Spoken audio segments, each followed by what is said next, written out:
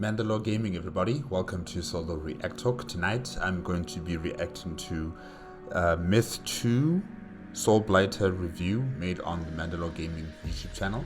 If you guys want to check out my previous reaction to Myth the Fallen Lords review, remember the playlist card is going to be at the top here, along with other MandaloreGaming review videos that I've reacted to. And if you guys want to check out the original video as well as MandaloreGaming's YouTube channel, the links are going to be in the description below.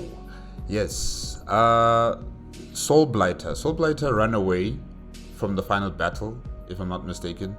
You know, when your forces had to throw Balor's head into the Devoid. So Soulblighter was at that final battle. He tried to prevent it, he couldn't. He transformed into crows or something. I don't know how he did that, magic. And he flew away. He escaped. So I'm assuming now he is the new antagonist in Myth 2.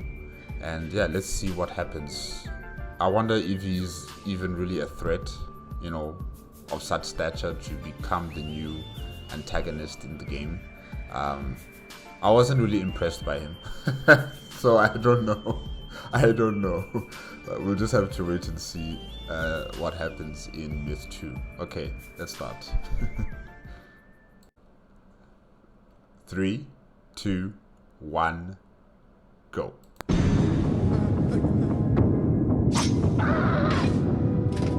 Oh yes, before I forget, sorry. This was a request from Alpha Shocker. Yes, sorry Alpha Shocker, I forgot to put you in there. Yes, this is a request from Alpha Shocker. Okay, let's continue.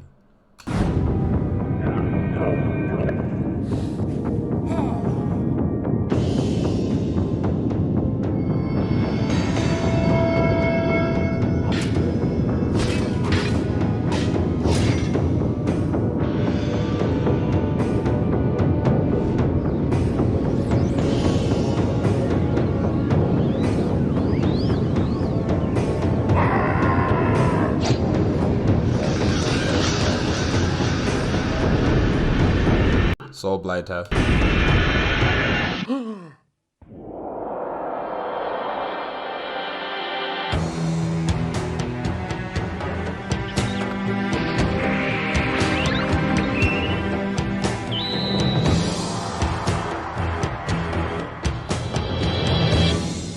It's more Myth, but bigger. To get the hard stuff out of the way, this game is much easier to set up than the Fallen Lords. You just install Myth 2, and then Project Magma over that. There are no options to check, no levels to download, do the tutorial and you're good to go. Yeah, okay. But to me it just doesn't seem that simple. There's still a step-by-step procedure. But anyways, maybe I'm just nitpicking too much on it. But yeah, okay. But it seems like the game really hasn't changed from Myth 1, you know, in terms of the aesthetics of the game. Yeah, it's like a continuation, and yeah, it's okay. What are you doing? How do you expect to learn anything?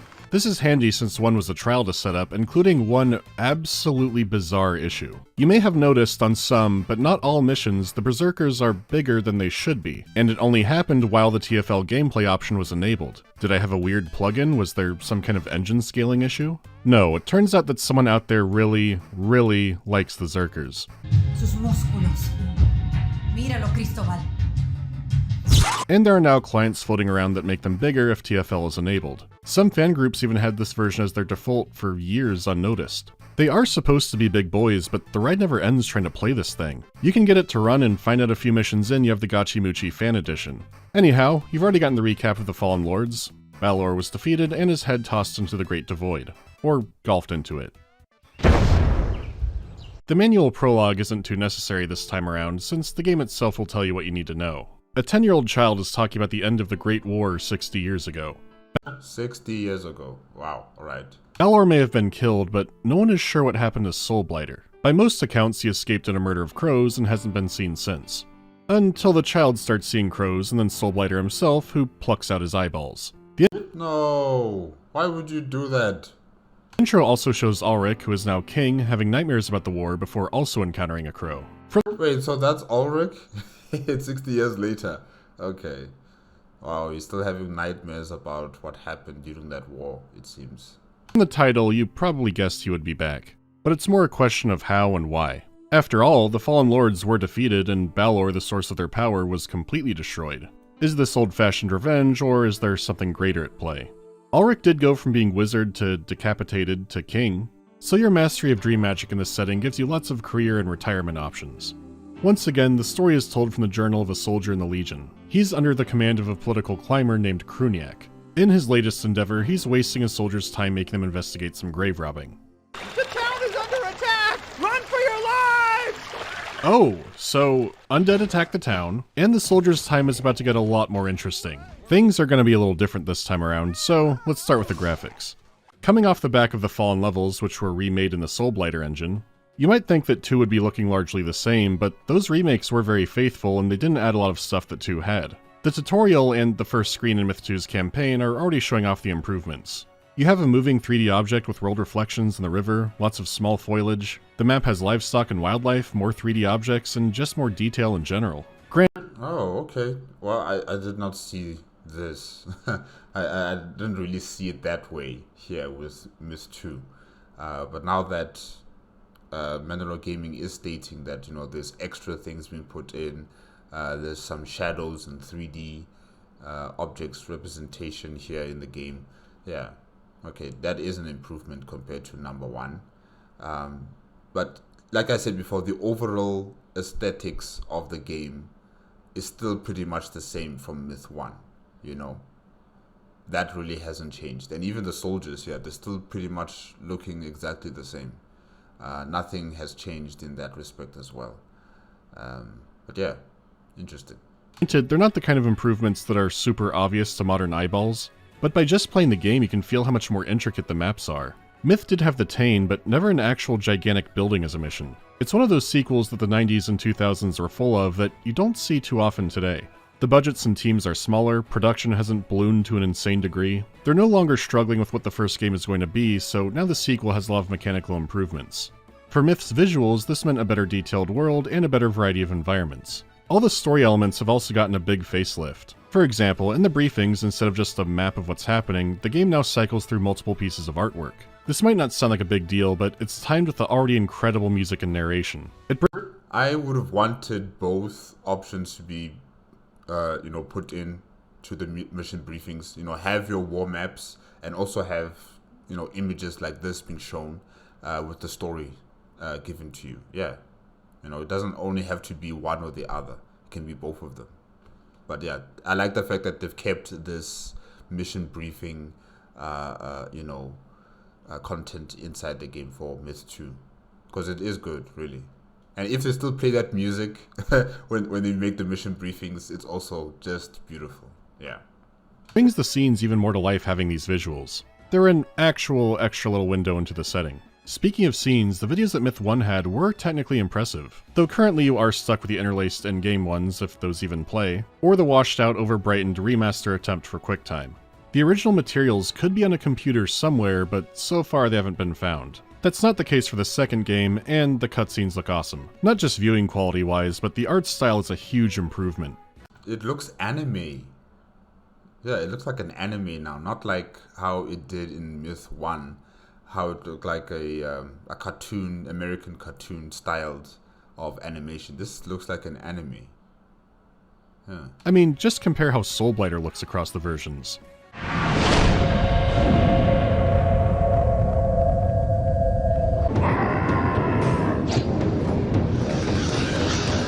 Considering the material, even some developers weren't satisfied with how the Myth 1 cutscenes turned out. So for 2, the animation was outsourced to a Japanese company, Anime International. Instead of Disney, it now reminds me more of 97 Berserk. And if you're tickling that part of my brain, you're automatically getting points. Though I think the only thing I've seen from the company is Blue Gender, which I never thought I'd bring that. Hey! Oh my gosh, this anime it's terrifying, guys. It will change you. It will change you. Watch it. Please watch it. so you can also suffer like I did. It was good, really. Very enjoyable. Up in one of these videos. If you like mechs murdering nightmare bugs, you might like it. It's been a long time, but wow, I never imagined a myth connection. Still, there have been good visual improvements all around. It's not a complete overhaul, and it didn't need to be. The team already did a great job with appealing character designs and smart use of color. They didn't try to fix what wasn't broken, and instead added on to it. The landscape is richer, the animation is smoother, and it can be harder to notice or appreciate nowadays, especially if you are using the fallen levels for Myth 1. The sound design is in a similar spot. Ambient sounds are improved and have more variety, but there still won't be any music in the missions themselves. Okay, alright, it's okay. Yeah, I mean, if you're used to it, I mean, if you went through it with Myth 1, I'm sure you'll be used to it in Myth 2. Yeah, so it's fine. That there's no music in the background, but there's still ambient music or ambient sounds, but, you know, no music soundtracks. And it also seems to me that, you know, the game is not moving fast. Like, they don't give you that option for the game to move fast, or maybe they do, I'm not entirely sure, but, you know, the soldiers are still moving very slowly. Very slowly, and I am not patient like that. You know, I need things to move fast on an RTS game. So yeah, I find that as an issue, as a problem, the fact that all the soldiers, the units are moving so slowly. But yeah, okay. The voice acting is also about the same quality, both in highs and lows. Though to their credit, there is noticeably more in-game, which does make the setting feel that little bit more alive. Well, you must be saving up for a reason, huh? Yep. I've had my eye on a turnip for quite a while now. A turnip? Well, not just any turnip, the world's biggest turnip. This conversation's like something straight out of Thief. Once again, the briefings are the highlight. They're as captivating as ever. When we reached Tallow, Rorik told the mayor he had overheard the brigands speaking of taking corpses to a castle near the town of Braille. Indeed, the locals we encountered on the way said they had seen many wagons filled with bodies being hauled into the keep. The master of this castle is Baron Kildare. We were joined at Tallow by reinforcements to attack the Baron's stronghold and put an end to his unwholesome trade in human remains. As we hurried back to Willow Creek, Rorik, one of the village leaders, demanded to be taken to see the mayor of Tallow.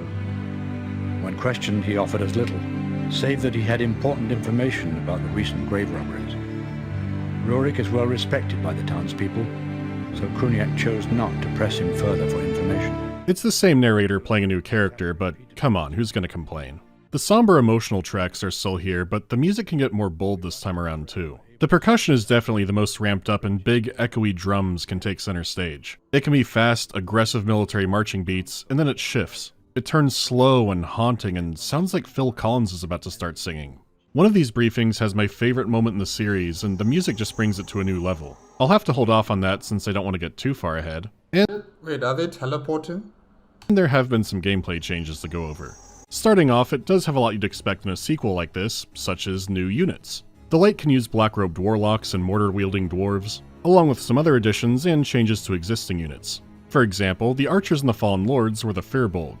For most of the setting's history, they were an enemy of human nations. At least they were until Balor came and Kinetic smashed the moral relativity scale. They've since returned home, and all of your archers in the sequel are human, but they can now use a flaming arrow ability to set the terrain on fire. Meanwhile, the forces of evil have recruited a few more races onto their side. Some bizarre new undead have been seen as well, such as the Stygian Knights. But if the undead are here and, you know, they're in numbers, you know, like they're prevalent across the lands, that means the darkness is still here. And I don't know, yeah, I think maybe it is Soulblighter alone who is organizing everything and who is, you know, initiating the plans centered around the undead coming out. Maybe it's him alone, but essentially it's not over. You know, the war that ended 60 years ago did not really end. It was only under technicalities because Soulblighter is still here. Yeah. Completely immune to arrows as well. It's like the shades weren't enough ancient Greek terror. The units come with updated lore bits as well, and the secret mission in the first game definitely happened. Still, while everything does look generally similar, the moment-to-moment gameplay does feel different for a few reasons. The first is AI, which seemed pretty good throughout most of the Fallen Lords. Though, on some magical points of a map, enemies wouldn't respond or they would start looping. It's worth noting that these games have a lot of maps and modes for multiplayer, but no actual skirmish mode versus the AI. That's because the real replayability would be in multiplayer. Myth AI isn't how you think of it in most RTS games. Instead, the units are tailor-scripted for the mission and where they are in the level. If you experiment, you can find areas where the enemy will run back to their designated point. You can cheese it at points, but it's what makes the campaign play so much more reactively compared to a lot of its peers. The designers knew exactly what units you in the dark would have and where you would be on the map. The AI can't fully take the wheel on its own, but for a campaign, it's great. And 2 added more variables and reactions into that mix. Chickens, attack! However, the most immediately noticeable change starting the game is accuracy. In the first mission, a dwarf feels kind of reliable.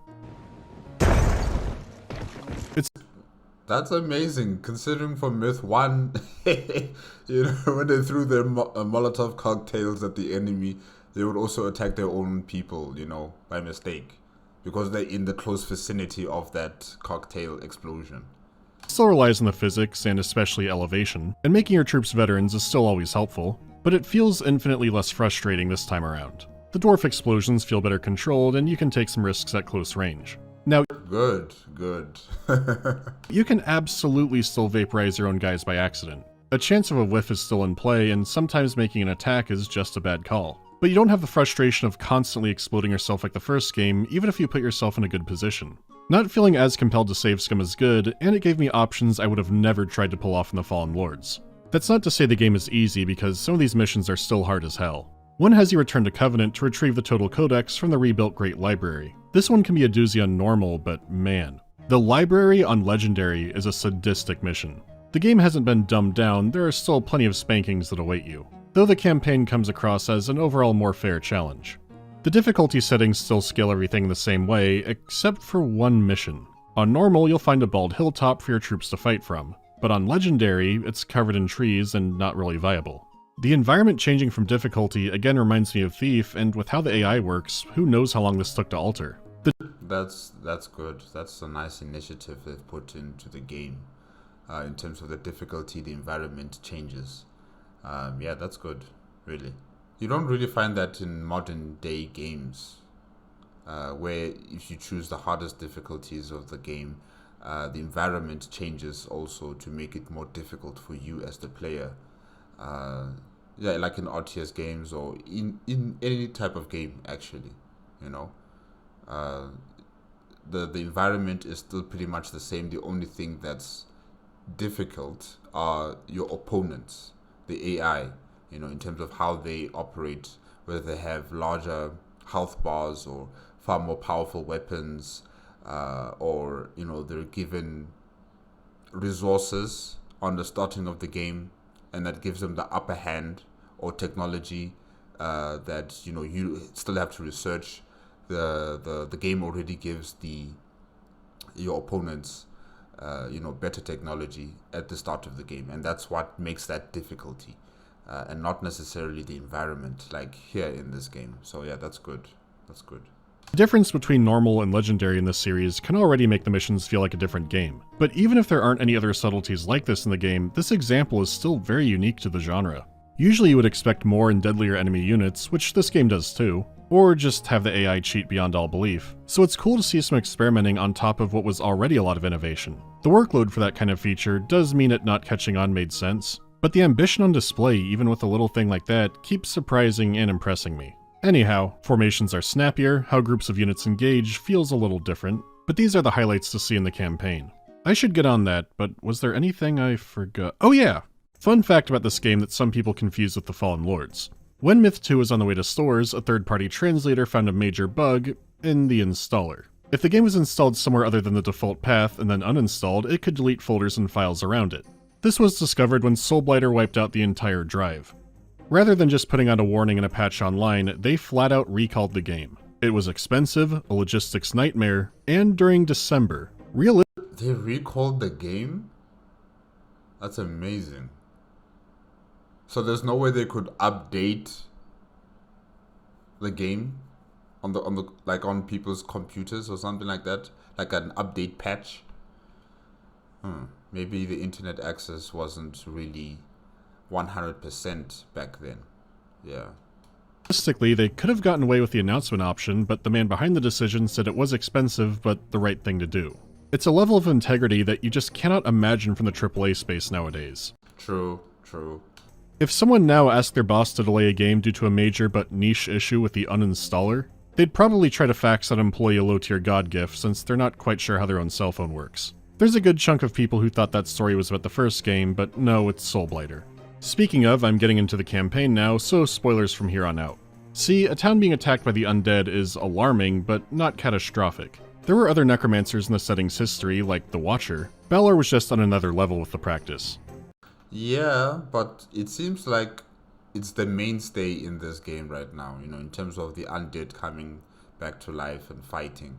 The fact is that it seems to be spreading across the lands. It means that this is a serious problem. It's not just, a party of a necromancer just resurrecting dead people. It means there's something going on here, something big. And that's why I'm assuming it is attributed to Soulblighter. I don't know how, but I guess we'll just have to wait and see. Yeah.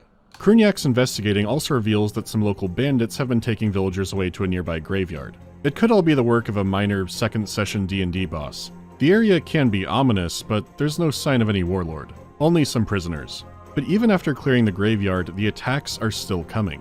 So one of the villagers leads you to the nearby town of Tallow to consult their mayor. If the villager doesn't make it, you'll be even more reminded of the 90s. Rorik has been killed.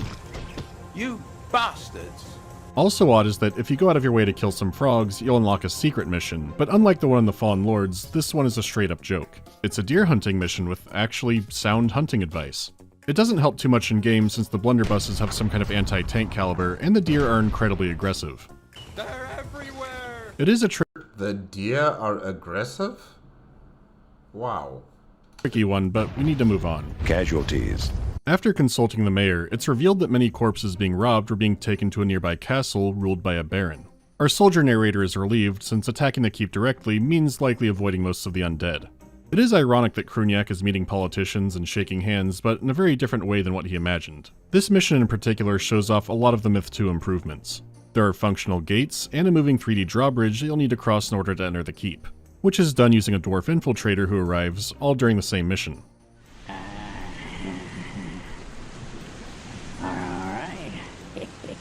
You're using the enhanced terrain features, you're encountering the new units. It may look similar, but the gameplay improvements are really noticeable. Though compared to the Fallen Lords at this point, the story isn't drawing me in as much. Which could be a consequence of calling the game Soulblighter and having him in the manual. Investigating where the undead are coming from isn't too compelling when you know that Soulblighter is somehow behind it. The keep is stormed, and the soldiers gaining new respect for Kruniak. Until he begins to strangle one of the prisoners to the brink of death. But this turns out to not be from rage, it shakes the prisoner out of some kind of enchantment. It's possible the Baron is bewitched too, but we don't have time to reason with him, we'll have to use sword logic. So he was performing some sort of like an exorcism? Huh. The prisoner reveals his escape routes, and now they're no good.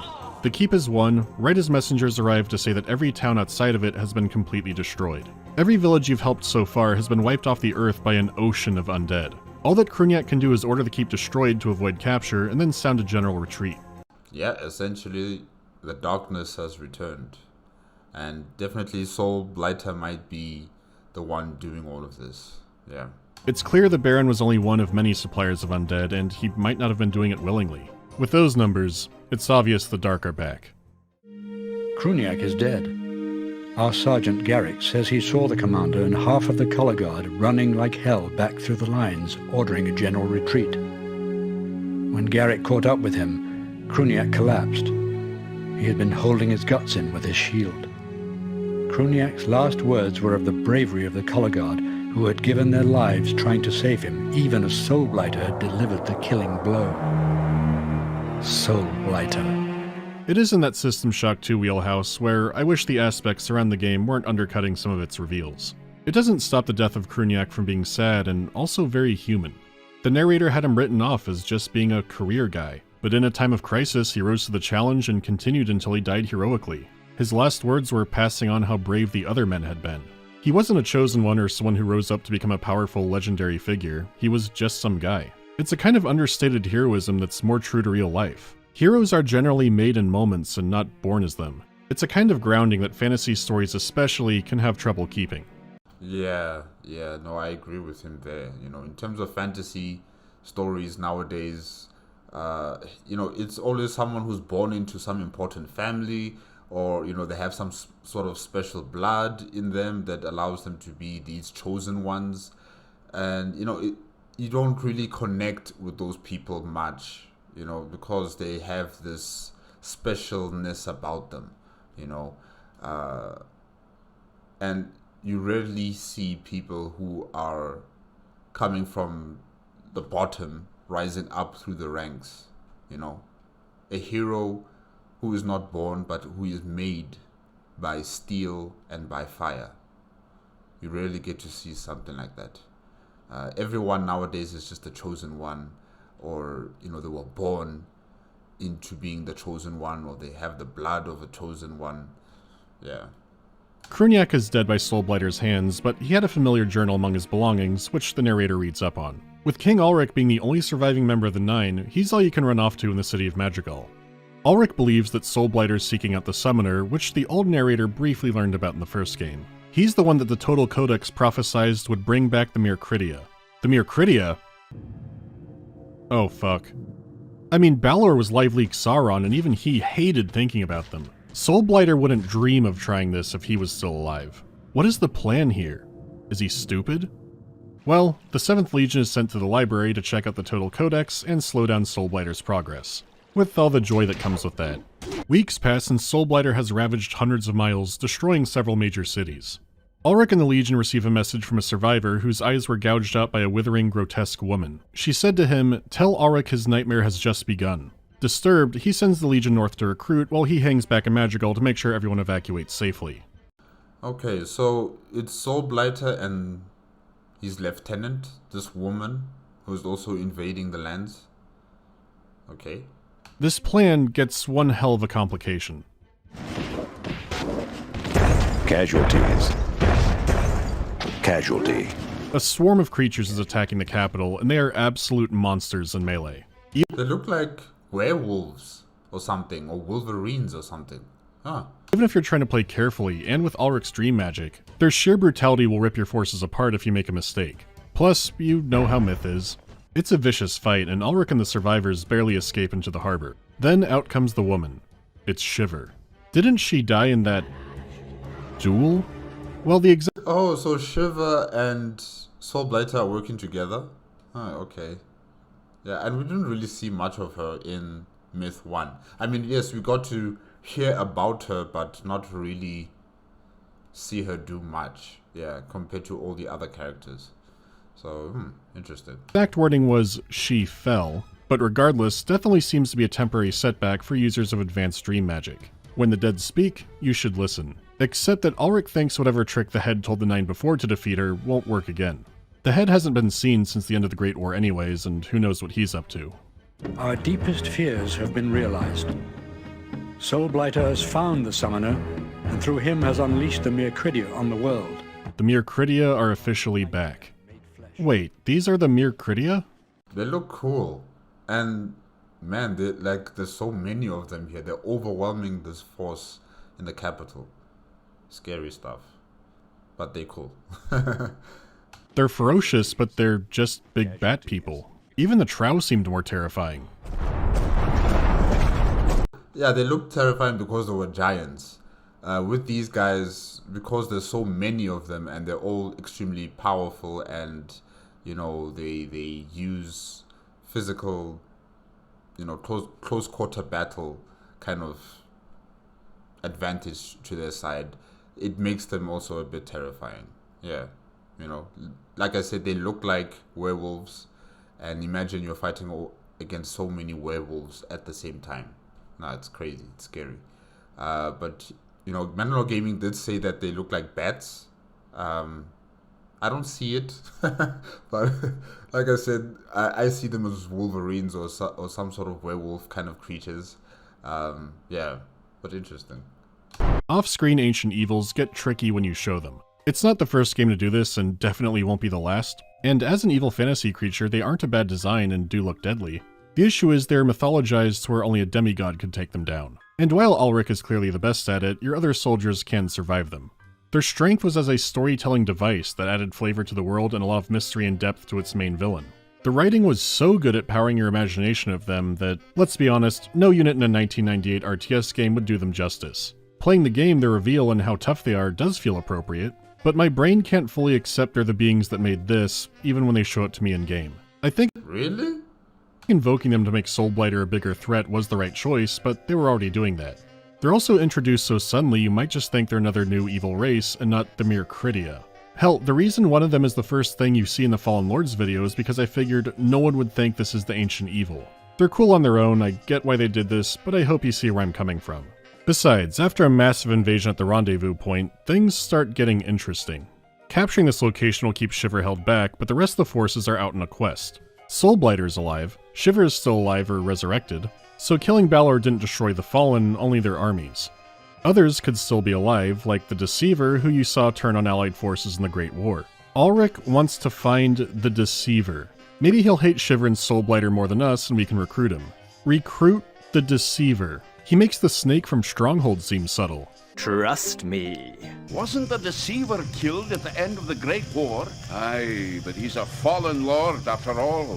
Through the magic of the dreams. It takes a while to properly get on the trail, but one of the journeymen in the Legion was there at the fight where he was defeated. He's frozen in stasis beneath a river with only enough power to keep himself alive. He did have a powerful scepter artifact, so by finding it and returning it to him during the reviving process, this might fully restore him. As long as we get the incantation right. Well, recite them. Look, I ken the words. Now get moving! The Journeyman has high hopes for this plan because not only did Shiver and the Watcher hate him, but all of the Fallen Lords hated him. For some reason. The Frozen River is crawling with his Warlock buddies who will happily blast you and the Dark, because Soulblighter is also there to recruit him, or kill him. So you maneuver around, trying to lure the Dark into these LARPing flat cannons. Is this all worth it for a clear villain named the Deceiver? What is the plan here? This guy better be powerful. Is he stupid? Kleinbeek, Veratus, Nictu?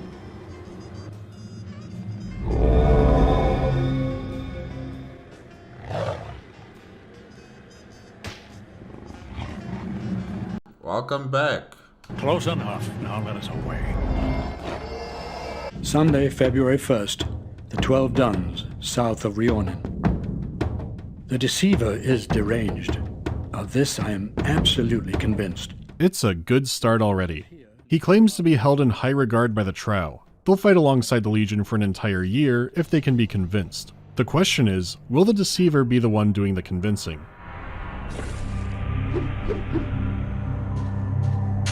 No, we're gonna play Life or Death Capture the Flag. Actually, there are two cool things happening here. For one, a capture point mission is more like something you would play in multiplayer, so it feels different than anything you've played so far, and it adds some depth to the Trow. You've only seen small hints of their old civilization, and in the Fallen Lords, you fought them through rivers of blood and rust. At first they seem like giant evil brutes, but there is more to them. Even if you're finding that out through a Capture the Flag game that the Gulls are cheering on. The Trow have joined the team, and while they all head down to the captured fort, they learn that Shiver has already destroyed it. Change of plans, the king wants the Legion to head to Mirthemne, which was where Connaught ruled from. It's not clear why, but you have Trow and they're good at banishing the evil ones. You get more of that 3D destruction shown off. It's one of the few levels that actually makes you feel powerful. It's not a cakewalk, but it does feel more hopeful. Ulrich reveals the mission is to go beneath the city and find the Ibis crown. The old empire will be restored with himself as emperor. Legend. Wow, so being king is not enough? You want to be emperor? Says the crown has supernatural powers that will spread out into the army. Volunteers in the Legion will go down to find that, while some others go off to try and find the remains of the Tain that shattered when Soulblighter had it. The catacombs are strange and filled with endlessly warring spirits. It's mainly the old empire fighting the Mercridia 1,000 years ago, but they'll turn on you too. It's like seeing what's happening now all over again. Should it be this familiar? It's difficult to say, but the crown is retrieved. Ulrich is now emperor, and the journeymen who exiled themselves are now restored as the Heron Guard, which, like many Western fantasy game settings, means that they're now samurai Romans. Just in time, too, since the Mercridia came to crash the coronation, including bringing the big Mercridia. Just like that, and the Trow are no longer your ace in the hole. You have to use all of your brain again. The Deceiver and the other part of the Legion are still on the search for the Tain. Ulrich believes that Soulblighter still has a tiny fragment where he's hiding the summoner who's spawning Mercridia. The Deceiver says he can feel a different shard calling to him. Since they're linked through pocket dimension nonsense, he believes he can lead the troops through it and kill the summoner. True to his name, and as you've seen before, the Deceiver can turn enemy forces onto his side. It can still be a rough march through burnt-out hills, but the Deceiver was adamant that he could get into the Tane. You find it, and true to his word, he leads you through. Even being able to mind control the Myricridia, it's still an oppressive fight. That's impressive, man. Yeah, really, you are. The Deceiver really is adding benefits to the army here. Definitely, he's good. Plus, all the old safeguards are still there. Luckily, the Deceiver finds an item that lets him absorb all the lightning. Past that, heal up your forces, and there he is, the Summoner. You dare threaten me? Here? Okay then. The Summoner is a pain in the ass to fight. Beyond teleporting more bat people in, he'll teleport your guys outside the lightning traps. God's sake, then you come back down and... oh, fuck you and your sparkles.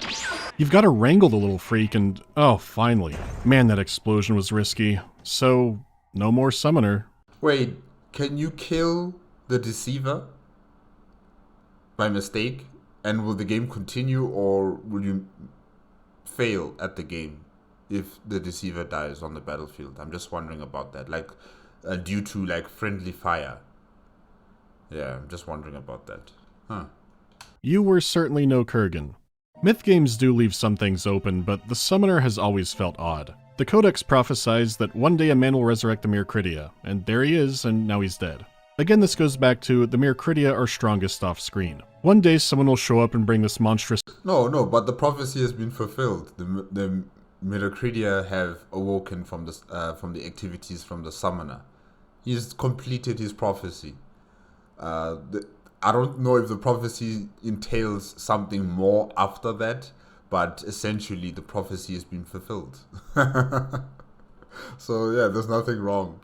Evil race back is something that makes the Total Codex itself a little frightening. It can tell the future, Doom included. Delivering on him, and he's just some guy. He's a conveniently established reason to bring them back. The narrator even says he has no clue how Soulblighter found him. The narrator is usually used effectively for what details don't matter. He can build intrigue or open possibilities, but with the Summoner, it feels too undercooked.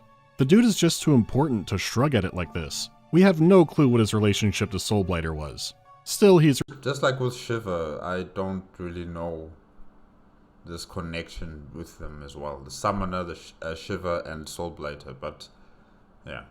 Resurrecting the Myricridia, and Balor didn't want to do that even if he could, and Soulblighter obviously couldn't. He's also having to do it in the Tane next to the big skull pile, which there could be Myricridia skulls in there, and that implies that's how he's doing it. But he is called the Summoner and not the Resurrector, so maybe he just needs their essence or whatever's attached to the pile in order to bring them back. It might be possible that a more powerful being could simply will them into existence. But enough of that for now. The Deceiver teleports you out, and directly into Soulblighter's camp. The narrator realizes he's done this of his own volition and it might get them all killed. The Emperor won't come save them, he doesn't even know where they are. Everyone, including the Deceiver, are captured. The other prisoners say that Shiver has completely destroyed the Western lands. Now they're all imprisoned and tortured by a shade named Fellet.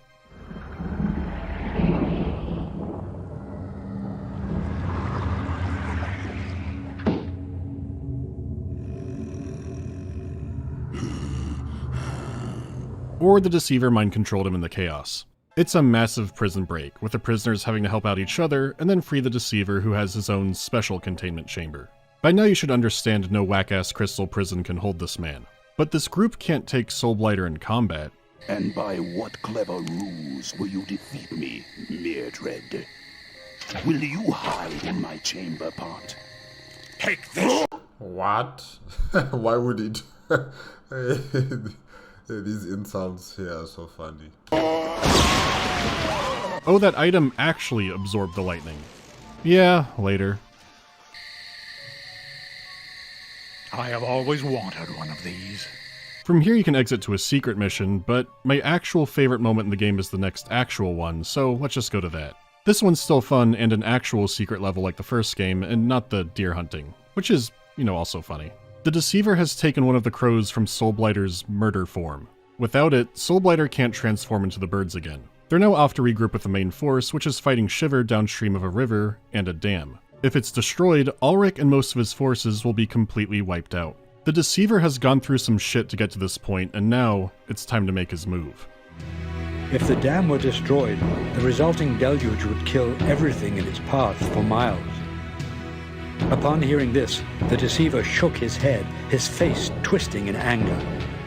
He moved slowly through the crowd, commanding all those present to defend the dam, insisting that he would punish those who allowed it to fall. Without another word, he headed downstream.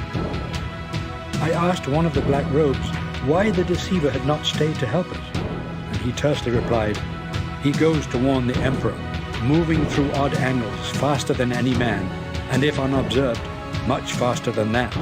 Not only does he not betray you, but it's not out of spite for the Fallen. He goes to warn Ulrich. The Deceiver was actually ride or die the whole game. Who would expect that from someone so comically evil looking called the Deceiver? Well, you know what they say about looks, and the man truly lived up to his name. It's also a nice callback to Kruniak and the Trow. The game keeps up with this theme of there's more to people than you think. We did have that with Balor, but this time around we're seeing more heroic figures. I just love everything about this scene, the narration, the music. The Deceiver is still drawn as a deranged man. It's like a dark fantasy version of the Grinch, but his heart was big the whole time. His motivation is never elaborated on, and this is one of the moments where that really works. Maybe he was trying to sabotage the Fallen all the way back in the first game. Maybe being rescued and being shown loyalty made him turn around. Maybe, yeah. Whatever the reason, the approaches he takes are colorful, but he's still a force for good. To emphasize that, the dam is saved, but Shiva is still out there, and the Deceiver starts screaming for her blood, for hours on end. So the Emperor gives him a squad of 5 volunteers to try and kill her. Only 5? I think he needs like a task force, like a small army. But anyways, okay. If it isn't Ulrich's lapdog, will you bow to anyone who claims the throne of the Cath Brewing? The path to retribution does make for strange bedfellows. Would you not agree, Ravana? Okay, there still is a lot of spite in there, but I still like the guy. The years have not been kind, have they, fair Ravana? I've said this before, Mildred, and now that mouth of yours is finally going to get you killed. Do you mean to challenge me? You? A lowly camp follower in Damas's vanquished army? Fellet! Teach this cur a lesson! Fellet? Oh, this is where he went. Fool! Why do you hesitate? Well, Fellet? Yes, my master. What do you mean, yes, my master? Which master? Maybe the Deceiver's controlling him. What?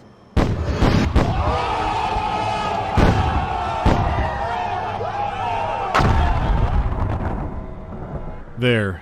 Now she's dead. Casualty. I was talking about this.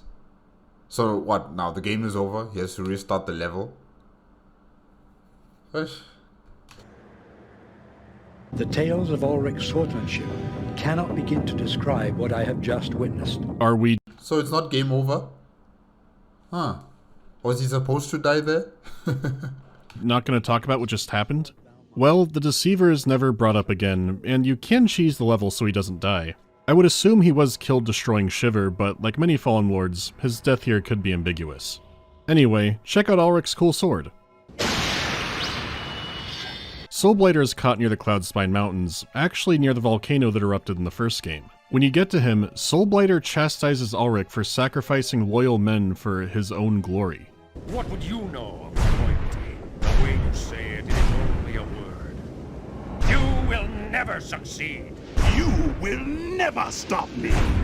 The final confrontation is going to be inside the volcano. He looks the way he does because he performed some kind of dark ritual on himself long ago, which gives him outstanding fortitude. The passive heat of the volcano won't kill him, and he's planning to try and detonate the entire mountain range. If he's not stopped here, he'll rule over a world of the dead. It is a tough mission, there are plenty of thralls and Mircridia and shadow demons, but the nitty-gritty of the final confrontation is in a dream duel, so you don't really get to see that. I have killed the whole world! You are mistaken, Soulblighter. You have only killed yourself. You cover him while he hacks his brain, and that's the campaign.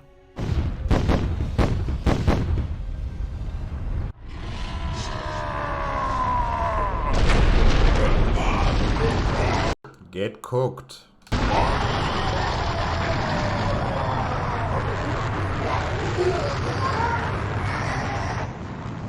For some reason, this is reminding me of Lord of the Rings. What was that Golem's name again? I forgot what was his name. Yeah, I think his name was Gollum, right? Yes, Gollum.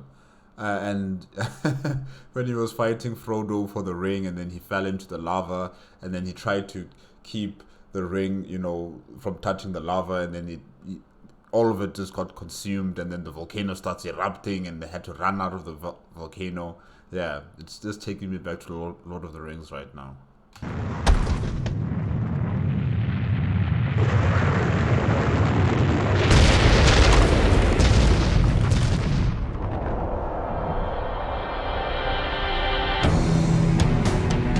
That's a high mark for a final cutscene, but there are so many questions piled on. I still don't understand what Soulblighter's plan really was. Did he want to rule the world as an undead lord or king? So he was purely doing this out of his own interests, you know? He just wanted power. He wasn't taking revenge for Balor. He wasn't, you know, trying to do something else. It was just purely for power. Okay. It seems like Soulblighter wanted simple revenge after all, until you get to a 4-minute scrolling epilogue. Myth began with a narrator listening to a journeyman, and it's now going to end the same way. To sum it up, the original journeyman was partially correct, and the world does have ages of dark and light. These are due to laws that govern the very workings of the universe. The passing comet is the sign of that shift. There would be a golden age, and then an age of darkness, bouncing back and forth like Pong, or Nop. The ones who ushered in the golden age were always those who stood up against the dark. However, many of these heroes are doomed to return back in the next age as fallen lords. As the cycle goes on, the champions of light are always different, but the champion of darkness is always the same. A transient being called the Leveler. In ages past, they beheaded and burned the Leveler, cut him apart and spread his body across the world. Pulverized him into dust and spread it beneath a mountain, but he always comes back.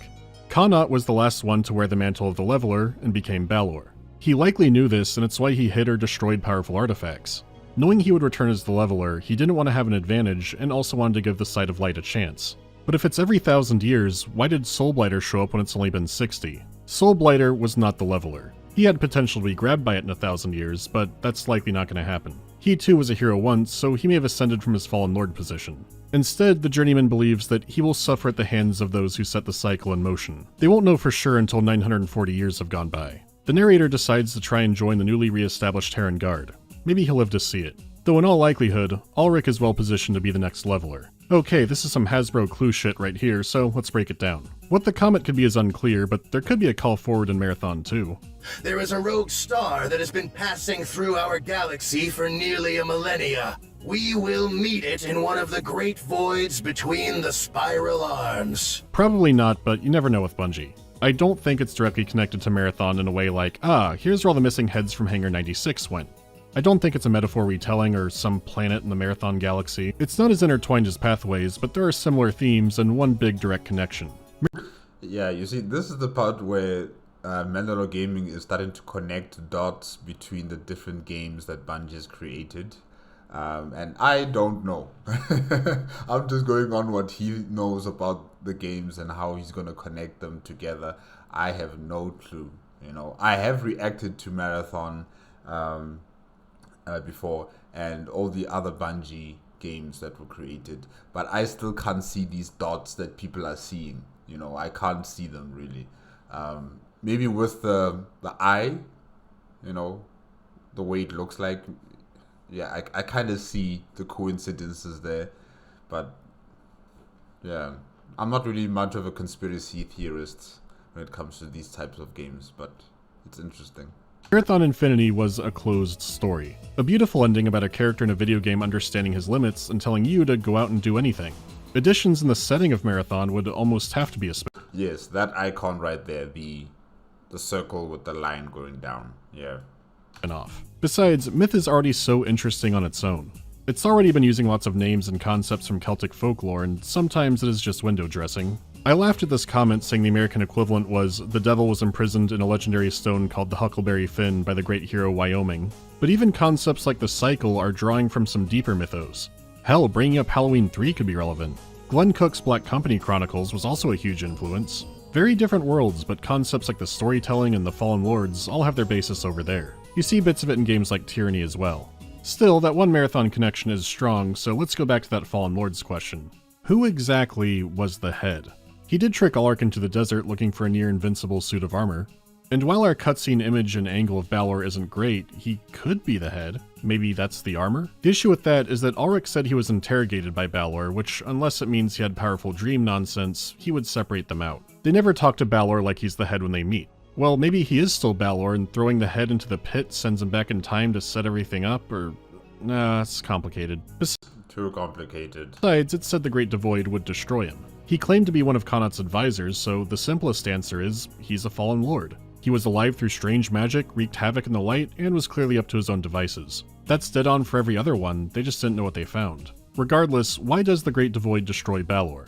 Just from the sounds coming out of it and what it does, we know it's not a simple hole in the ground. This is where the Marathon connection comes in, though arguably, you could say it started in Pathways into Darkness. The Work and Kakantar are eldritch beings, and they can't die, only be put to sleep. They can shape the land and create monsters, even unconsciously create lesser beings that are still powerful and can create monsters of their own. But that power waters down greatly compared to the creature itself. Sometimes they still lose and drift for millions or billions of years until they slam into a planet somewhere and get buried. Maybe another race uncovered it by mistake, or it shaped the ground above. Either way, it's likely the source to all magic in the setting. So how could I say that, but also that the story of Marathon doesn't matter much here? Put simply, it's just too big. Maybe the comet is something artificial it makes, it could be another one just spinning out somewhere in space. The point is, the world of myth is completely under its rules.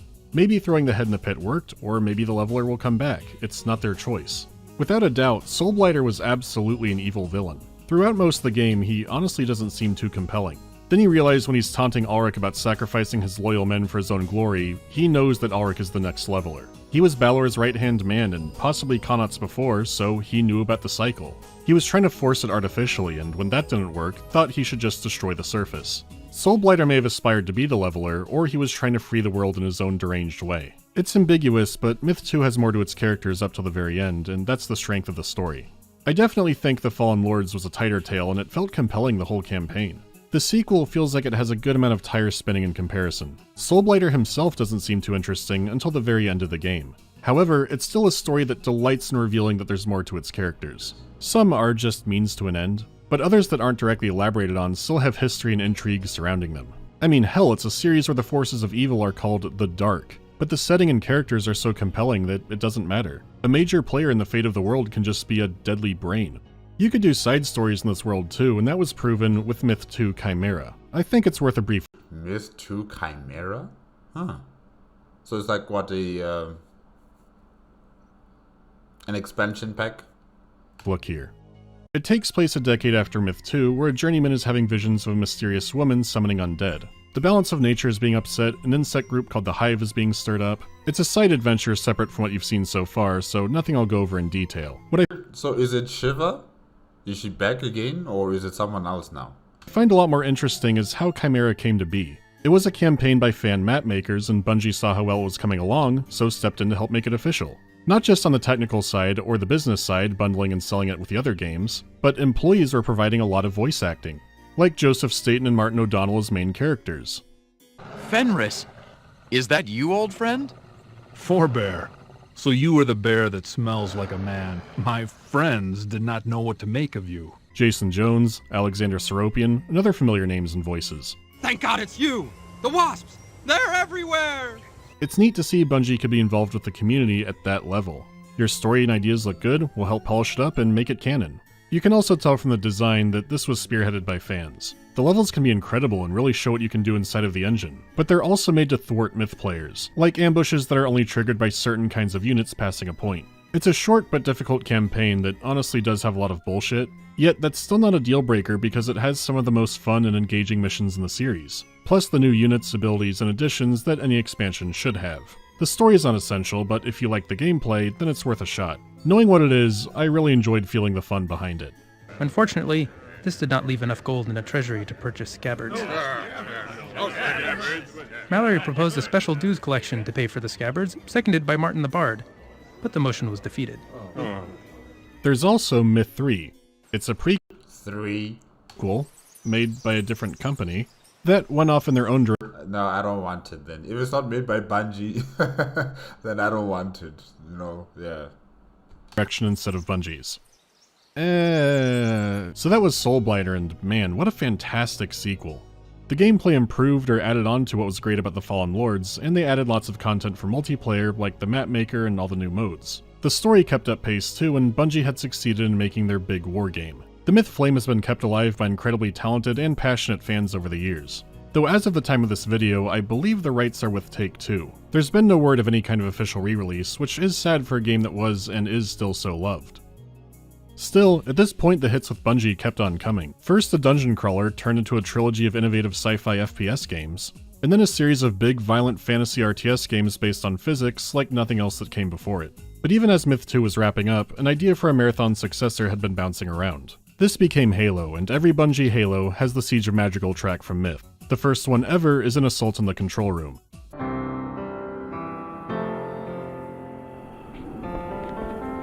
You get an achievement called Debut of Madrigal for finding this, but you can get it earlier in the level, by riding the Pelican down a deep, dark pit that slowly fills with fog. I'm not sure why this is, or why it's unmarked, but Halo is full of all kinds of mysteries like that. I think with all the Bungie games, they all have this certain type of mysteries about them. And yeah, people find dots there to connect with each and every single game, so yeah, not really a surprise. Security to the bridge. The Master Chief has gone rampant. Take him down, boys. Gone. Whoa, you can do that? You can shoot other human beings in the Halo game? Wow, okay. Rampant, but I thought only... Uh-oh. Oh, for Christ's sake, is NOP safe? It's actually just a ball, right? It doesn't mean any... Oh, God!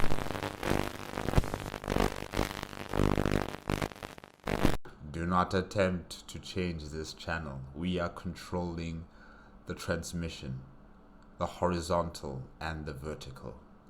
We will deluge you with 1,000 images or show one image in crystal clarity.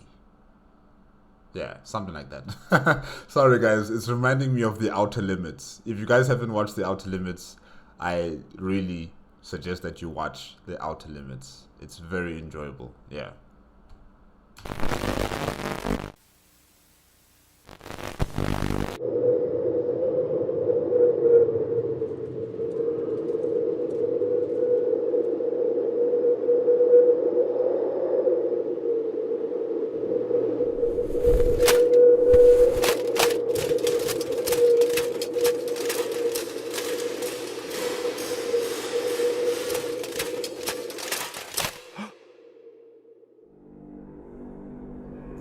You're gonna die, aren't you? I have this feeling that you're going to die.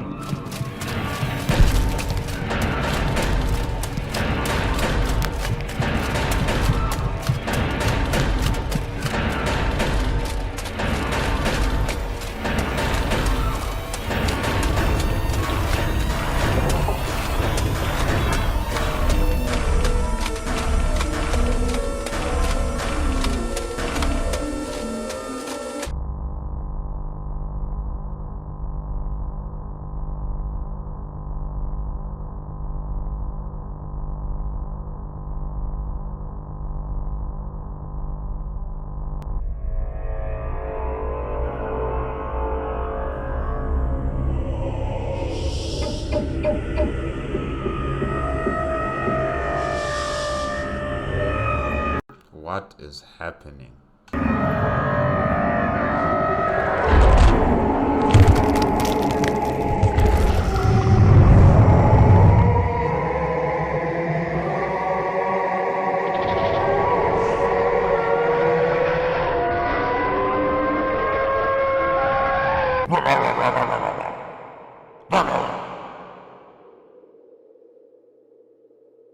Hand over your pancreas. Pancreas? Give me your pancreas. Give me your pancreas. Hand over your pancreas. Give me your pancreas. So they're just bat people? Yes. Then why was Balor scared of their flag? I don't know. Maybe he just hates bats. Thanks for making sure I never see them. This is so weird. The person who took out your eyes is now next to you and you're talking to him and... You are most welcome, boy.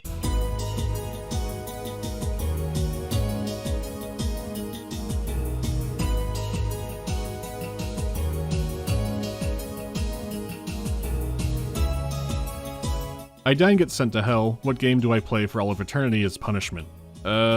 League of Legends. What genre did I like more when I was younger, but not so much now? It's not that I disliked them, but I played so many platformers growing up.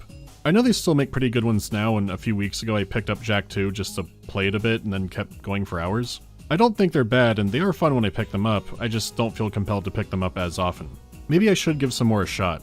Will there be a big Bungie lore video? Well, thanks to the magic of live service games, I can't actually play all the Destiny stuff that came out. This would also mean me having to play a lot of Destiny. I don't know if I'm ready for that. Does playing through Myth and Marathon make me appreciate Halo more or less? I mean, now that it's all fresh in my head, definitely more. Like, playing Myth, you see the physics and how they script the AI, and that's going to be very instrumental in Halo. It's been fun playing them all like that spread out over a year because there are a lot of connections you notice that way. Beyond the story stuff, you get a better sense of what they enjoyed in their games, and it's neat to see. And then what? Turnip soup for everyone? No, you don't just eat the biggest turnip in the world. So do you make a wish on it? Okay. Yeah, guys, that is it with Myth 2 Soulblighter review made on the MandaloreGaming YouTube channel. Yeah, you know, Myth 2 is definitely an improvement from Myth 1 in terms of the environment, gameplay, the little details that they've also added in terms of animals, shadows, you know, making things with a 3D kind of perspective to it. And it's still also continuing on with the same storyline from Myth 1, you know, in terms of the antagonists and the protagonist, well, in terms of Alaric. And then, of course, you still had Soulblighter, you had Shiva coming in Myth 2, and you also have the Summoner is new. I don't think I've seen him in Myth 1. Yeah, he's definitely a new person. And of course, you also had the Deceiver. And, you know, in terms of the gameplay aspects of Myth 2, it's still pretty much the same from Myth 1. So they've just followed everything that they've done in Myth 1 and made it better in Myth 2. And that's good, because usually some games, they radically change. After the success of the first game, the second installation of the game, they change things dramatically and it becomes a different, whole new game. So here, at least, you can see that they've just continued on with the same tradition from Myth 1. The storyline as well, I think maybe I'll have to check out the gameplay for it so I can completely understand what's going on. Because all I see, yes, is that, you know, Soulblighter has become the antagonist and he is on his own mission. Still not really sure what it is. Even MandaloreGaming is also not really specifying, you know, what is this man after truly? What is he truly after? Is he after, you know, changing the world for it to become his own domain, or is he trying to change the fates of the different lords? Like, you know, Alaric here is going to become the new Balor, if I can say that, in time. So yeah, I'm not entirely sure really what does he want and why is he doing all of this, and why was Shiva joining forces with Soulblighter and also the Summoner. You know, what were their reasons for joining up with him and doing all of this? You know, it hasn't been answered here, so I'm not entirely sure what the antagonists are really up to, especially when it comes to Shiva and to the Summoner. But yeah, Balor is also just as confusing. Not Balor, Soulblighter, yeah.